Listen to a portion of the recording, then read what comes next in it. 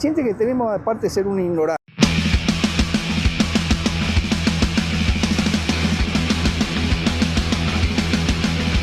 Para no hacer de mí cono pedazos, para salvarme entre únicos e impares, para cederme un lugar en su Parnaso, para darme un rinconcito en sus altares. Buen día, ¿qué tal? ¿Cómo están? ¿Cómo andan? Bienvenidos, bienvenidas al Pase, bienvenidos, bienvenidas al Destape. Quienes estén sumando a esta hora, 10 de la mañana, 6 minutos en toda la República Argentina, viernes 10 de julio, vísperas de la batalla de Kansas. ¿O no? Veremos qué pasa.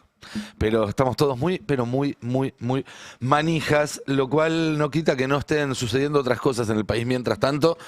Y vamos a hablar de eso, para no darles la razón a todos los que estuvieron diciendo, ay, se distraen con el Mundial y no hablan de otras cosas. No, nos distraemos con el Mundial y también hablamos de otras cosas. ¿Por qué no?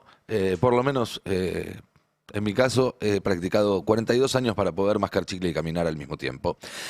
El otro día, en la medianoche, pasada la medianoche del 9 de julio, en la casa de Tucumán, en otro acto sin gente, en otro acto prácticamente de espaldas al pueblo, Javier Milei dio un discurso en el cual no solo volvió a jactarse de hacer el ajuste más grande de la historia de la humanidad, a lo cual habría que preguntarle, y entonces, digo, ¿cuándo frena, no? ¿Cuándo dejamos de ajustar si ya hicimos el más grande de la historia de la humanidad? Pero me llamó la atención, o por lo menos me sirvió de disparador, otro fragmento que los voy a invitar a escuchar. Es breve, no se preocupen, a continuación.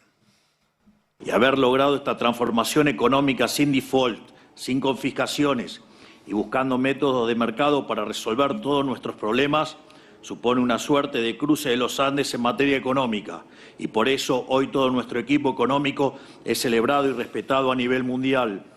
Y por todo esto, este Día de la Independencia merece que nos detengamos a pensar por qué este momento histórico se asemeja a una especie de segunda independencia. Bueno, hay dos cosas que quiero puntualizar sobre esto. Una que ya se ha dicho muchas veces y me parece importante insistir, que es que cuando Milei dice que se ha logrado lo que se ha logrado, que es bastante poco, dicho sea de paso, pero no importa, sin confiscaciones, sin default, está mintiendo, porque si bien es cierto que no hubo grandes confiscaciones al capital, sobre todo al gran capital, no hay otra forma de referirse a lo que sucedió con el salario de los argentinos este año que no sea una confiscación. Se quedaron con un tercio, con un 40%, con la mitad o más de lo que valía tu laburo. Y digo se quedaron porque, de nuevo, lo que te falta a vos en el bolsillo se lo está llevando alguien más, no es que desapareció, no es que se destruyó. Entonces, para empezar, es mentira que este gobierno no defaulteó, que este gobierno cumplió con todo. A los argentinos les licuó sus ahorros, que es una forma, si se quiere, elegante de expropiarlos, y sobre todo le hizo una quita en los salarios de los argentinos que depende, el rubro, depende el sector, está en el 20, el 30, el 40, el 50, el 60%. Pero lo que no hay, o hay muy pocos, son argentinos laburantes que hoy ganen en términos reales más que lo que ganaban hace 2 años y medio. Pero el segundo punto es este que él habla de una segunda independencia. Es una... a ver, ¿cómo decirlo? Es una provocación en manos de este gobierno hablar de segunda independencia cuando es un gobierno que explícitamente celebra su alineamiento exterior con Estados Unidos y la entrega que se está haciendo. Y entonces yo empecé a pensar para este editorial la idea de una segunda dependencia, ¿no? La idea de un segundo proceso en el cual la Argentina termina dependiendo en un sistema casi colonial de una potencia extranjera. Pero pensando, porque aunque ustedes no lo crean, yo a veces también pienso para hacer estos editoriales, me di cuenta que hablar de una segunda dependencia sería no solamente incorrecto, sino que podría llevarnos a entender mal la historia argentina. Porque la verdad es que existe una continuidad en la dependencia que empezó antes de 1816 y de 1810, empezó probablemente cuando fueron las invasiones inglesas y un sector de la élite criolla conspiró con los invasores porque pretendía o esperaba que se quedaran, y que sigue hasta ahora, cuando está logrando cosas que en más de 200 años nunca había logrado. Y me llamó mucho la atención ayer, viendo bastante contenido sobre el 9 de julio, Felipe Piña, que estuvo acá, otros historiadores, la vi, por ejemplo, a Julia Rosenberg en Gelatina, vi algún posteo que creo que hizo en las redes Pablo Borda, y después otros usuarios no necesariamente historiadores, que volvían sobre el mismo episodio de la historia argentina que yo conocía, lo había leído en su momento hace muchos años, me lo había olvidado,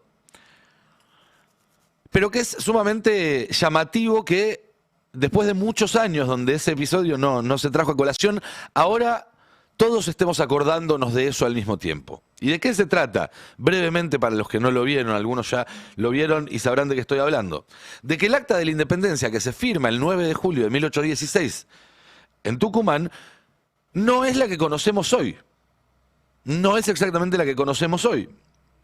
Hubo una modificación a ese original que se hizo en los días posteriores, antes de que el texto tuviera su primer juramento público y luego empezara a girar por todas las provincias unidas para que en todas las regiones de la incipiente nación se repitiera, que le agregaba una aclaración. Letra chica se diría hoy en día. Porque donde el texto original declaraba la independencia del rey Fernando VII, sus sucesores y metrópoli, y llegaba hasta ahí, por una moción del congresista Pedro Medrano, al cual lo premiaron poniéndole su nombre a la calle probablemente más pesadillesca de la ciudad de Buenos Aires, se le agregó 6 palabras más. 6 palabras muy sencillas, pero a la vez que cambian todo. Se le agregó la frase "y de toda otra dominación extranjera".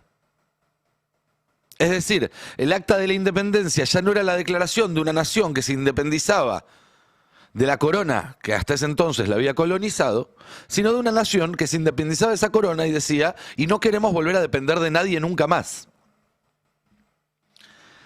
¿Por qué se agrega esa frase? Se agrega esa frase porque existían efectivamente en ese momento, dentro de la élite de la naciente nación, sectores que todavía abrigaban ideas de dominio británico. Las invasiones inglesas habían pasado hace solamente 10 años, en términos históricos, poco y nada. Es más, muchos de los congresistas que estaban allí en Tucumán habían estado activos durante las invasiones inglesas, algunos en Buenos Aires, otros se enteraron, digamos, de lejos, pero lo vivieron como un hecho noticioso y no como un hecho histórico, a eso me refiero. Y también había negociaciones en ese momento, y lo sabemos ahora también corroborado por el trabajo de los historiadores, con la corte portuguesa instalada en Río de Janeiro después de tener que exiliarse por las invasiones napoleónicas, y que les interesaba tomar bajo su custodia no solamente la banda oriental, que invadieron más o menos para las mismas fechas que se declaraba la independencia, sino en realidad todo el territorio del virreinato del Río de la Plata. Es por eso que se termina incluyendo esta fórmula y de toda otra forma de dominación extranjera. Uno de los que más insistió en esto fue José de San Martín, nada más y nada menos, que era gobernador de Cuyo en ese momento, que estaba planeando el cruce de los Andes para liberar el resto del continente y que necesitaba una declaración de independencia firme, contundente, para tener un respaldo para esa incursión militar, para poder hacer esa incursión en nombre de una autoridad. Y tanto es así que uno de los primeros lugares donde se hizo ese juramento público, apenas un par de semanas después del Congreso de Tucumán, el 8 de agosto de 1816, fue justamente en Mendoza, por parte del Ejército de los Andes, antes de comenzar la cruza. Antes de cruzar los Andes, San Martín hizo jurar el acta de la independencia a todos sus soldados, incluyendo la frase que advertía sobre el riesgo de otras dominaciones extranjeras. Entre los que operaron para que esa frase no entrara, para los que no se incluyeran, porque tenían obviamente otros planes, estaba el titular del directorio que en ese momento gobernaba el país, el general Pueyrredón. Tátara, abuelo de Patricia Bullrich Luro Pueyrredón. Digo, por eso hablo de la misma dependencia, porque hay continuidades a lo largo de más de 2 siglos sobre un sector de las élites argentinas que no se piensan a sí mismos como una nación soberana, sino como un apéndice de un proyecto exterior que a ellos los deja en un lugar muy conveniente para seguir ostentando sus privilegios. Y uno diría que los descendientes de Pueyrredón, simbólica y literalmente, gobernaron el país buena parte del tiempo que hay entre 1816 y la actualidad, de estos 210 años. Uno diría, desde la caída de Rosas, ininterrumpidamente hasta 1916. Y a partir de 1930 y hasta 1983, obviamente, con cada golpe militar o con cada gobierno fraudulento. Y después del 83, si bien hubo idas y vueltas, con una matriz nacional que nunca cuestionó a fondo este reparto. El que entendió muy bien de qué se trataba todo esto fue un tal Juan Domingo Perón, del que recordamos mucho la frase que el año 2000 nos encontrará unidos o dominados, pero no tanto el contexto en el que dijo esa frase y que les juro que si le prestan atención tiene muchísima actualidad. Escúchenlo. Ya en el año 1949 dije con motivo del Tratado de Complementación Económica que tenía por finalidad constituir una comunidad económica latinoamericana con fines de integración continental, que el año 2000 nos encontrará unidos o dominados. Pero han pasado los años. Ahora es preciso que sin pérdida de tiempo se unan férreamente para conformar una integración que nos lleve de una buena vez a constituir la patria grande que la historia está demandando desde hace casi 2 siglos y por la que debemos luchar todos los que anhelamos que nuestros actuales países dejen de ser factorías del imperialismo y tomen de una vez el camino de grandeza que nos corresponde por derecho propio. El futuro de un mundo superpoblado y superindustrializado será de los que dispongan de mayores reservas de comida y de materia prima. Pero la historia prueba que tales reservas son solución solo si se las sabe y se las quiere defender contra el atropello abierto o disimulado de los imperialistas. Está claro, ¿no? El futuro va a ser de aquellos que tengan reservas de alimentos, de energía, de materia prima, sí y solo sí las saben defender de aquellos que tienen apetito por esas reservas, que son extranjeros, que son entes de afuera, pero que cuentan con el apoyo, muchas veces, de las élites locales. Y eso es algo que ahora, hoy, se está viendo como nunca antes. Si no, miren lo que tuiteaba este 9 de julio, ayer, Santiago Caputo, el monotributista en jefe de este gobierno. Nos, los representantes de las Provincias Unidas en Sudamérica, reunidos en Congreso General, invocando al Eterno, etcétera, etcétera, etcétera, etcétera, declaramos solemnemente a la faz de la tierra que es voluntad unánime e indubitable de estas provincias romper los violentos vínculos que la ligaban a las reyes de España, recuperar los derechos que fueron despojados e investirse del alto carácter de una nación libre e independiente del rey Fernando VII, sus sucesores y metrópoli. Ups, se olvidó las 6 palabritas que le agregaron al final. Se olvidó, bueno, no se olvidó, claramente no se olvidó, pero no puede ser casualidad que no haya incluido esa frase de toda otra dominación extranjera. Digamos, en favor de Caputo, que por lo menos tuiteó algo, porque Milei No tuiteó nada. Retuiteó, sí, 180 millones de tweets sobre sí mismo. No, qué bien que está la Argentina este 9 de julio porque está Milei, qué grande que es Milei, aguante Milei.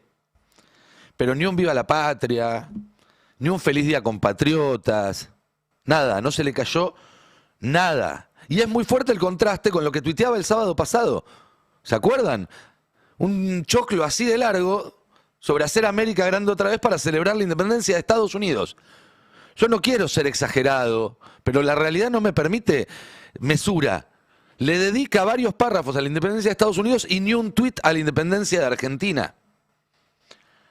En otra época, esto sería un escándalo. Creo que lo dejaron pasar como agua. Es muy fuerte, ¿no? No hubo show de drones tampoco ayer. No hubo nada. Sí, lo que hubo el otro día fue policías pegando a la gente que había salido a festejar que ganó la Argentina, por si quedaba algún tipo de duda, ¿no? Esto es lo bueno de este gobierno. Es un gobierno de hijos de puta, es un gobierno de ultraderecha, pero es un gobierno de hijos de puta de los que necesitan leer las instrucciones en la botella de shampoo. Y por eso gobiernan de la misma forma, muy explícitamente todo. No hay mucho lugar para segundas líneas, para sutilezas, para lecturas cruzadas. Pero va más allá del escándalo por un show de drones o por un tuit. Porque más allá del simbolismo, que en este caso representa en la superficie una muestra fiel de lo que pasa debajo de ella, lo que estamos viviendo es un proceso de entrega de soberanía que realmente justifica los temores de San Martín, Medrano y todos los que en 1816 insistieron para agregarle 6 palabritas más al juramento de independencia. Es una entrega tan profunda que no solamente subordina hoy nuestra nación a designios imperiales, deteriorando la calidad de vida de los argentinos, sino que además enajena nuestro pasado, por ejemplo, lo que está pasando con el plan nuclear, 7 décadas de trabajo argentino enajenado, y compromete, obviamente, también nuestro futuro, el de nuestros hijos y nietos. Y esto se ve todo el tiempo, es sistemático. De hecho, antes de viajar a Tucumán, una de las últimas cosas que hizo Milei fue dejar firmado ya el contrato de privatización de la hidrovía Río Paraná. La belga Jan de Null se va a quedar por 25 o 30 años más, a través de un contrato con muchas irregularidades, y esto no es algo que te diga Arili Jalad o Franco Misraji, sino que la propia Procuraduría de Investigaciones Administrativas había objetado en mayo, lo tenemos en la placa número 5, el procedimiento encontró que la competencia estaba limitada y que no había un estudio ambiental serio, entre otras cuestiones. El mismo día que sale este informe de la Procuraduría, el gobierno abre los sobres con las ofertas económicas, como diciendo, me nefrega. O, en criollo, me chupa un huevo. También recordemos que Jan de Null, a pesar de imponerse en esta licitación, tuvo que hacer un trámite extra para que se le adjudique, que fue reunirse con el embajador de Estados Unidos, rendir examen ante el embajador de Estados Unidos y hasta publicar un documento escrito donde juraba y perjuraba 3 veces que no iba a incluir a chinos en ningún proceso, parte del proceso de la hidrovía.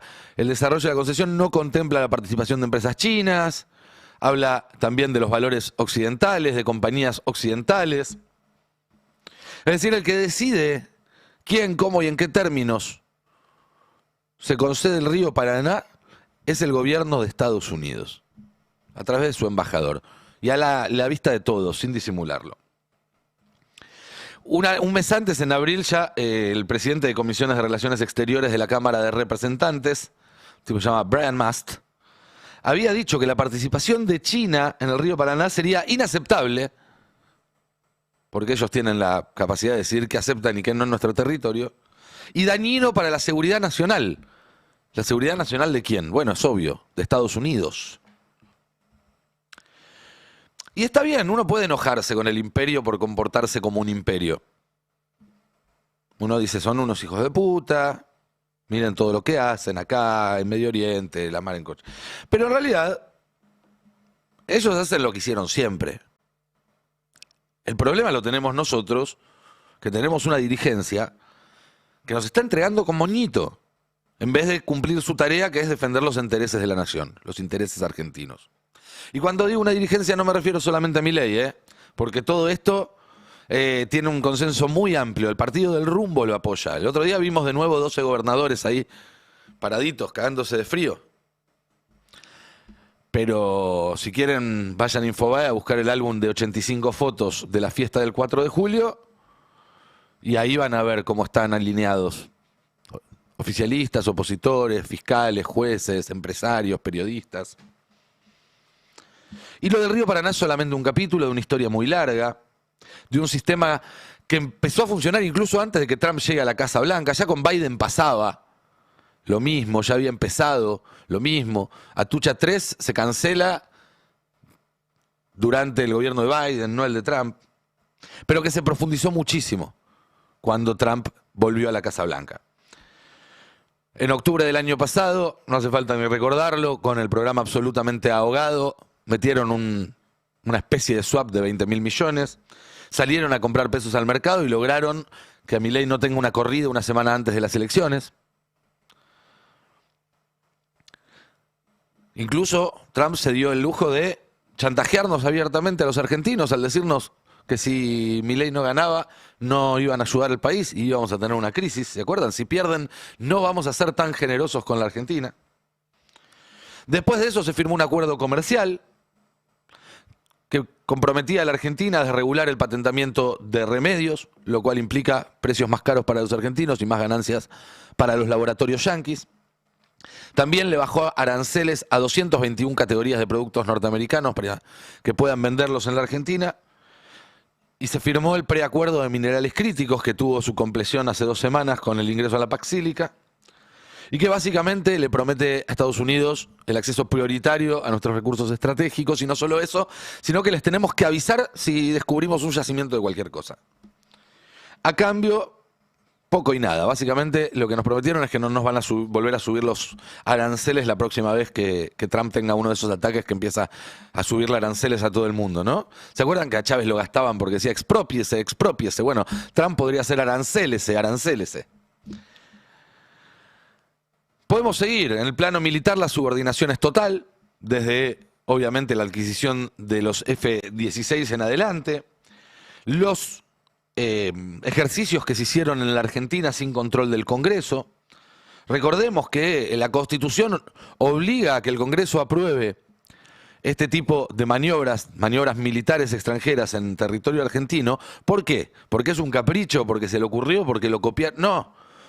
Porque tiene que haber una instancia de control, tiene que haber alguien que pregunte cuántas tropas van a entrar, qué equipamiento van a traer, qué van a hacer, dónde van a estar, cuánto van a quedarse, cuándo se van a ir. Todo eso, cuando se aprueba por decreto, queda absolutamente fuera de control. Y entonces no sabés qué están haciendo militares de otros países en la Argentina. El 18 de mayo se firmó el acuerdo entre la Armada Argentina y el Comando Sur para que el mar argentino sea patrullado por el Pentágono bajo el concepto de un bien común global. Bien común global es un concepto que se aplica, por ejemplo, a alta mar, a las aguas internacionales, no a un mar territorial como el mar argentino. Y el anuncio, además de todo esto, no lo hizo el gobierno argentino, sino que lo hizo el gobierno norteamericano, el Pentágono, el Comando Sur. También podemos hablar de lo que pasa en Ushuaia. ¿Se acuerdan de la famosa base naval integrada que había prometido Milei cuando se tomó un avión otra vez a medianoche? Muchos actos a medianoche tiene este gobierno, es raro. La verdad que yo hasta esta edad creo que nunca había estado en un acto a medianoche, y eso que cubro política hace muchos años. Acá Fer Siveira y Adrián Murano son testigos.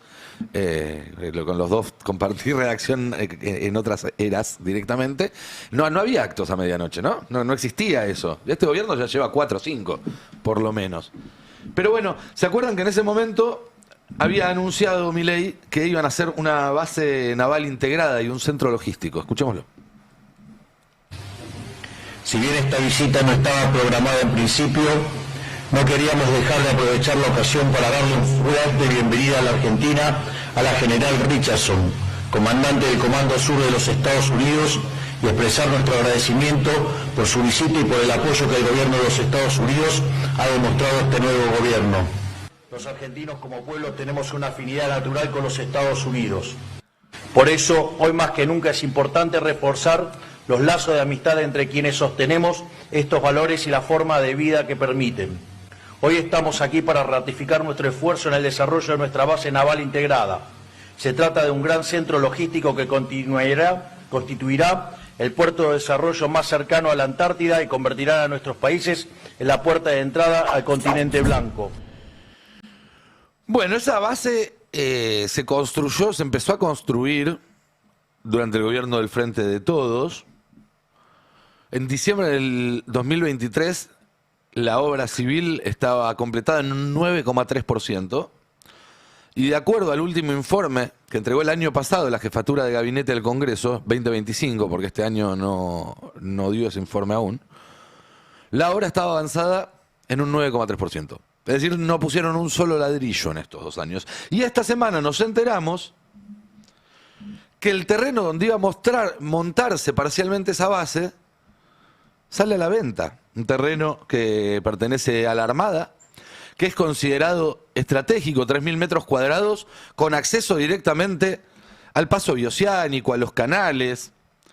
Es realmente el acceso al Atlántico Sur, al Mar del Sur y a la Antártida. Habrá que prestar atención quiénes son los compradores. Tengo alguna sospecha.